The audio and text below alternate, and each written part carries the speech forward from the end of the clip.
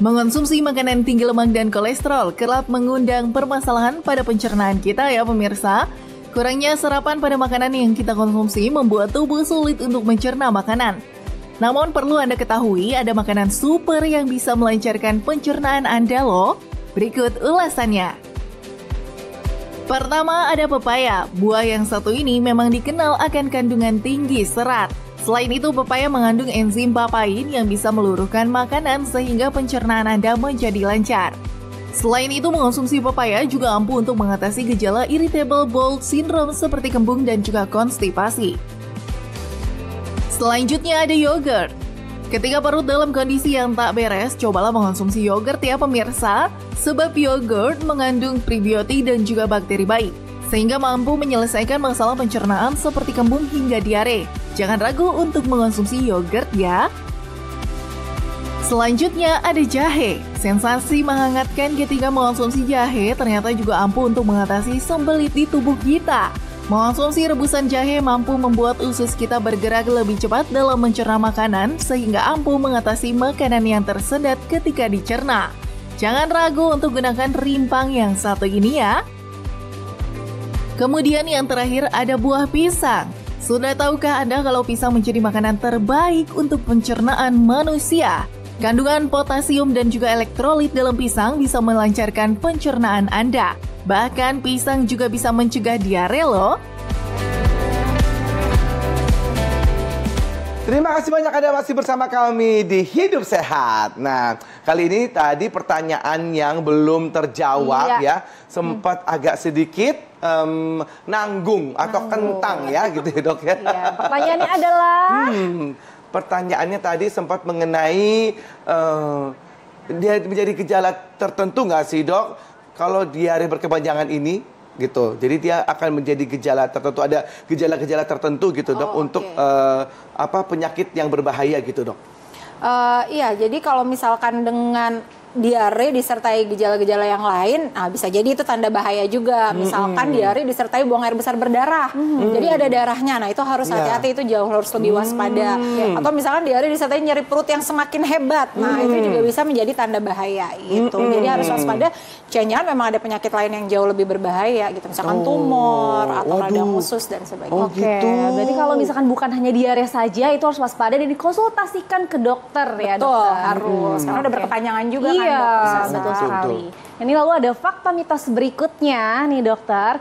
Diare yang disertai, diare berkepanjangan ya, yang disertai dengan perasaan sembelit, terus kembung, terus juga sampai nyeri punggung, sampai nafsu makan menurun, sampai ada dada terasa panas. Ini katanya merupakan ciri-ciri dari penyakit sindrom usus besar. Ini fakta atau mitos? Itu ya bisa ya dibilang fakta deh gitu ya. Karena ada benernya ada enggak, jadi setengah-setengah. Jadi kalau sindrom usus besar atau disebutnya berarti irritable bowel syndrome ya. Nah itu biasanya memang gejalanya tuh bisa bercampur-campur, bisa mix, bisa ada diarenya, terus kadang-kadang bisa ada sembelitnya, terus ya itu disertai nyeri perut, kram. Kadang-kadang disertai nyeri, mual, dada panas, biasanya kan asam lambungnya juga ikut naik. Jadi itu bisa salah satu gejala memang dari sindrom usus besar. Tapi apakah itu saja yang menyebabkan, apakah hanya sindrom usus besar saja yang menyebabkan gejala seperti itu? Nah, belum tentu. Karena penyakit yang lain, diare, kadang-kadang gejalanya suka bisa mirip-mirip gitu, tapi ternyata penyebabnya berbeda. Begitu itu yang ya, harus dok, diwaspadai. Nah ini kalau gitu. Kalau sindrom usus besar ini bahaya nggak dok? Sebenarnya kalau sindrom usus besar bukan peradangan usus besar, bisa dibilang bukan bahaya, nggak bahaya gimana ya, karena berarti sebenarnya organnya tuh tidak ada masalah yang berat. Tapi biasanya dia lebih terganggu secara psikologis gitu. Jadi biasanya stres berat gitu pasien, atau capek atau ada pikiran apa sehingga menyebabkan gangguan saluran cerna. Gitu. Jadi psikologis itu ngaruh juga ya. Ngaruh sama saluran Baik dok, cerna. kalau gitu minta tolong nih tipsnya nih dok ya, supaya membedakan diare biasa, radang usus dan bagaimana caranya mengatasinya sebelum kita akhirnya memutuskan untuk ke klinik atau ke dokter gitu, Dok. Oke, jadi kalau kita ada diare, ini terutama diare berkepanjangan, pas diare di awal-awal hati-hati, yang harus kita sangat waspada adalah dehidrasi, itu yang paling penting. Jadi jangan lupa memenuhi kebutuhan cairan pada saat diare.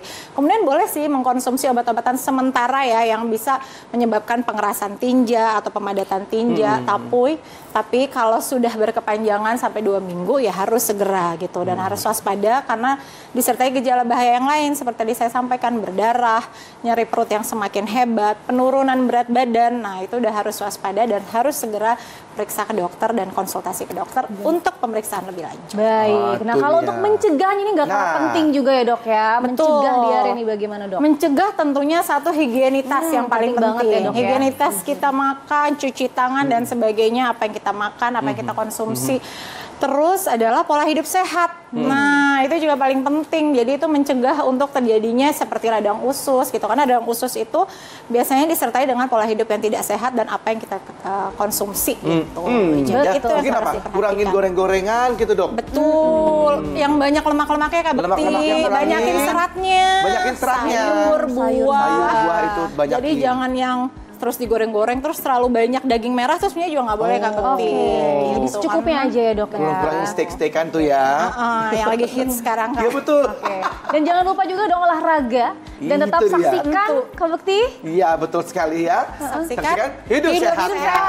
Betul sehat ya. Betul sekali. Terima kasih banyak, Dok. Terima kasih banyak, Dokter Firly. Ya, pemirsa, itu dia tadi mengenai diare yang pencegahannya, pengobatannya juga harus Anda lakukan dan tetap menjaga diri Anda tetap sehat. Jangan lupa kita juga masih memiliki informasi yang banyak. Jadi jangan kemana-mana, tetap saksikan Hidup Sehat mulai hari Senin sampai hari Jumat pukul 9 sampai jam 10 pagi hanya di TV One. Dan kalau Anda ketinggalan nih untuk episode kali ini, Anda bisa buka di laman tvnews.com. Saya Endra Bekti. Saya Dr. Sabrina. Indonesia Hidup Sehat. Sampai jumpa.